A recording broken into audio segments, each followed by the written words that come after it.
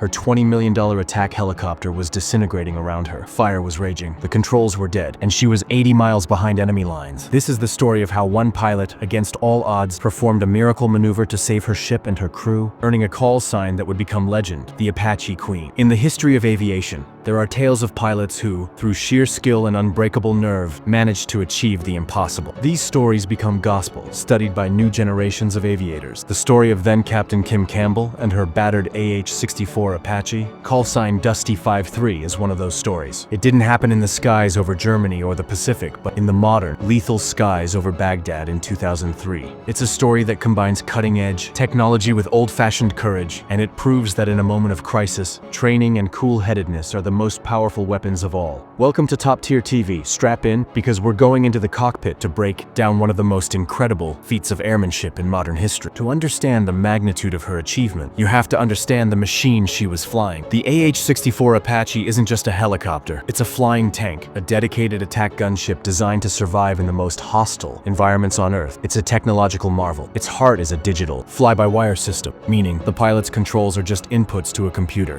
which then tells the helicopter how to move.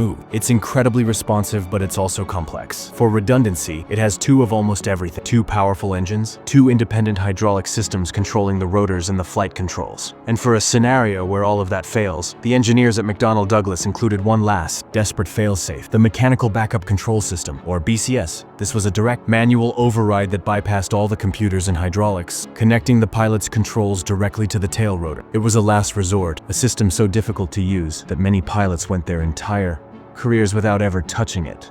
It was the emergency brake for a machine that was never supposed to need one. On April 7, 2003, during the height of the push into Baghdad, then Captain Kim Campbell and her co-pilot gunner were assigned a close air support mission. Their job: fly low and slow over the urban landscape, a dangerous and demanding role to protect friendly forces on the ground. The sky over Baghdad was a storm of steel. Iraqi forces on the ground were firing everything they had: RPGs, heavy machine guns, and anti-aircraft artillery. It was in this maelstrom that disaster struck. As Campbell banked her Apache to make a gun run, a massive burst of 37-meter anti-aircraft fire ripped through the airframe. The impact was catastrophic. The helicopter shuddered violently. Warning lights and alarm sirens lit up the cockpit like a Christmas tree. In the back seat, her co-pilot gunner reported the damage. The tail section was on fire, the hydraulics were gone, and the advanced flight control systems were failing one by one. The Apache began to tumble and yaw violently, falling out of the sky. They were over the heart of enemy territory, losing altitude fast. The standard procedure in a situation this dire might be to eject, but ejecting from a helicopter is incredibly dangerous, and doing so over hostile city streets was often a death sentence. They had seconds to decide. In that moment of sheer chaos, Kim Campbell's training took over. Her mind blocked out the alarms, the fire, the ground fire. She had one mission now, and she radioed it calmly: "We're going to bring it home." She knew the manual talked about the backup control system. She knew it was theoretically possible, but no one she knew had ever tried it in combat,